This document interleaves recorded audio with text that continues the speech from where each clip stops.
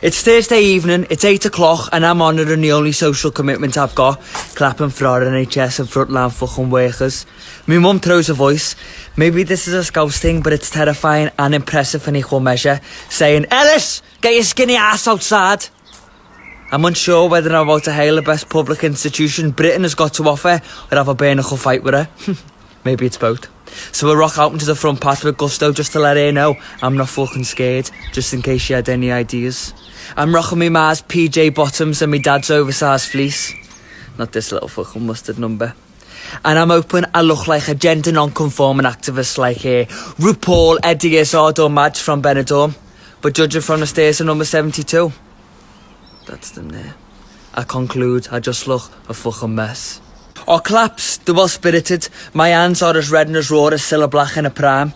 And our shouts and whistles are even louder than ones Holly Davis or Jennifer Holliday could muster. And it's in this moment, this public celebration of a public entity, the exact moment that is supposed to galvanise our nation behind our frontline workers, I realise we're all separate. We're not in the same fucking boat.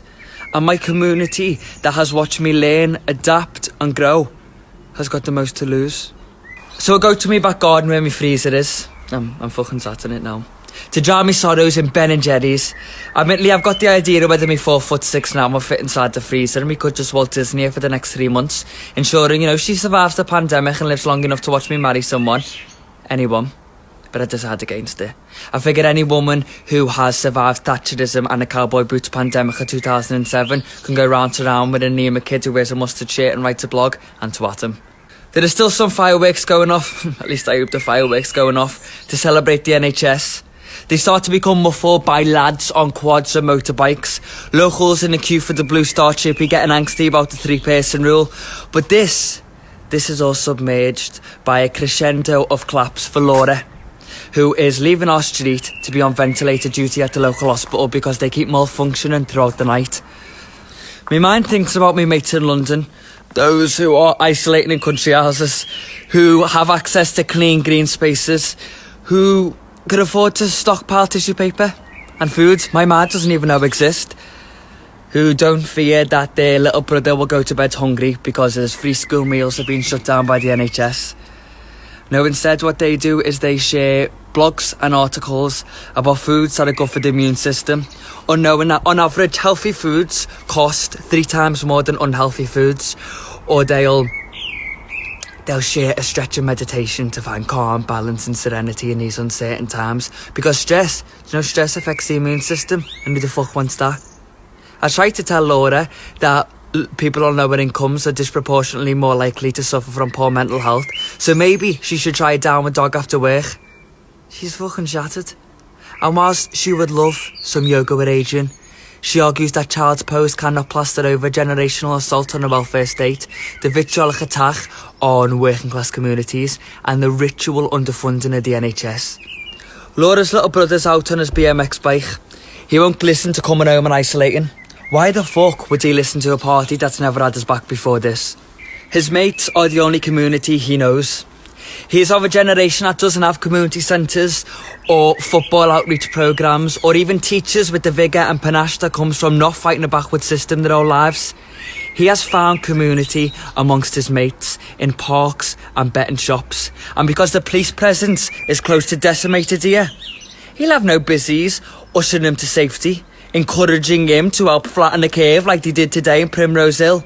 Nah, today, as of most of his life, little Sammy is forced to make his own decisions. The decision to risk death by debt because his part-time job cannot be relocated to the plush offices of Zoom.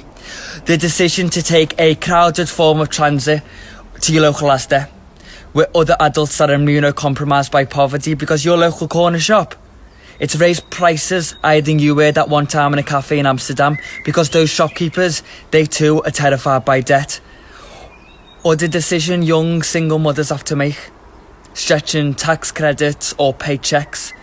The decision that they are then destroyed for in the Sun, I hate even saying that rag's name, or the Daily Mail, unknowing that those billionaires who they herald as heroes will be asking our government for corporate handout and bailout when coronavirus hits. Why weren't they saving for a rainy day? My heart, it belongs to the working class in this country. It jumps when I hear my people are more likely to die from COVID-19 because they disproportionately experience the underlying medical conditions that exacerbate the virus, such as lung disease, heart disease and diabetes. My heart swells when my little sister goes to work as a healthcare assistant to wage a war against an unknown disease with wages that won't even pay a landlord their deposit.